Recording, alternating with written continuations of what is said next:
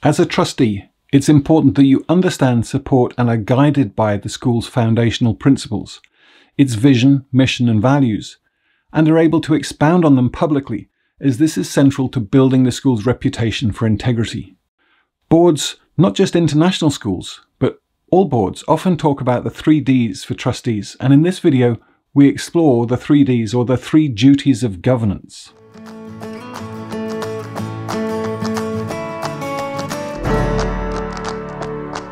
So assuming that you can accept that the board's principal role is to hold the school in trust to ensure its long-term success, then the board's work should focus on the strategic rather than the operational issues, and that trustees understand and support the school's mission.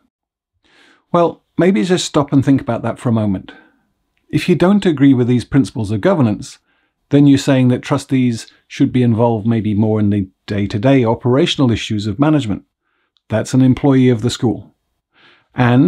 Or they don't support the school's guiding philosophies, in which case, why be a trustee at all? Okay, so assuming that these basic principles of governance are accepted, then the 3 Ds are a useful way of understanding your duty as a trustee.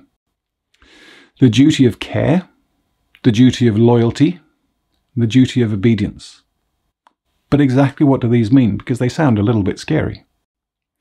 The duty of care is embedded in tort law, certainly in English tort law, that as a trustee you take all reasonable steps to safeguard the interests of the school.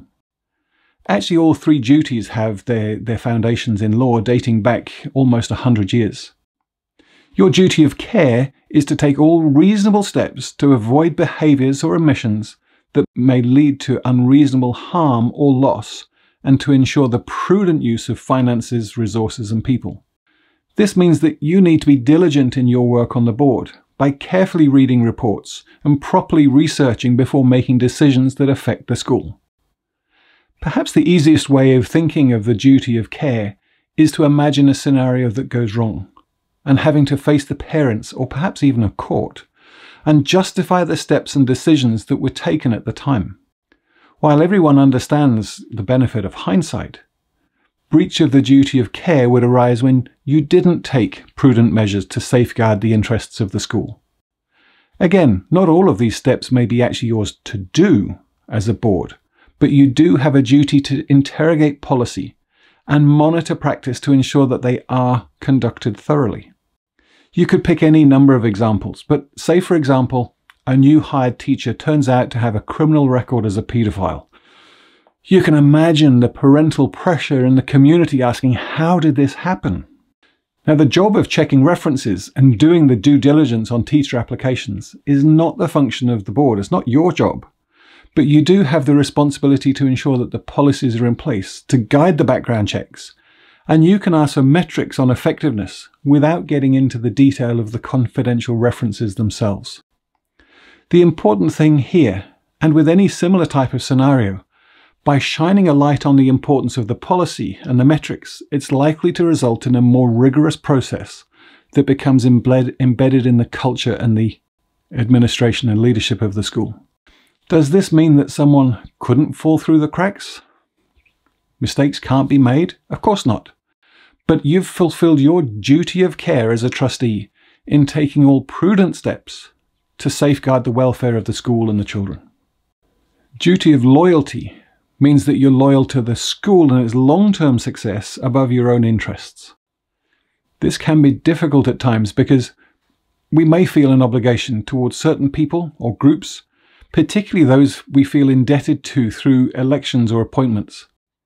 Actually, there's lots of examples of this in the political arena too, and I'm sure you've seen it where people get elected or appointed to key position, and it takes real moral fortitude to resist the pressure groups or calls for loyalty to the person that appointed them, and instead to display loyalty to the position and act for the greater good of the school.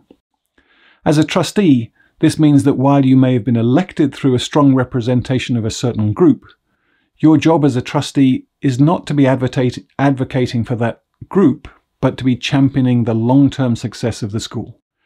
It also means that your personal gain should not be a motivating factor in any of the decision-making process. And for this reason, there should be a conflict of interest procedure that's clearly defined for all trustees. An annual declaration of conflict of interest is important, but so too is your responsibility to alert the board, through the chair, of any change of circumstance that may create a potential conflict of interest, where your personal gain may influence or affect whether real or perceived, the decisions made for the school. And finally, the duty of obedience, which is less prevalent than the duty of care and loyalty, but nevertheless, the duty of obedience is where the board has to uphold the guiding statements of the school and has fiduciary obligations to ensure that the school is following all legal requirements. The foundational documents for the school, such as its constitution and bylaws, must conform with local regulatory requirements, as well as the school's policies, and the board will periodically review these documents to ensure alignment and to effect any changes necessary. But the duty of obedience goes beyond the need to ensure the school's legal compliance.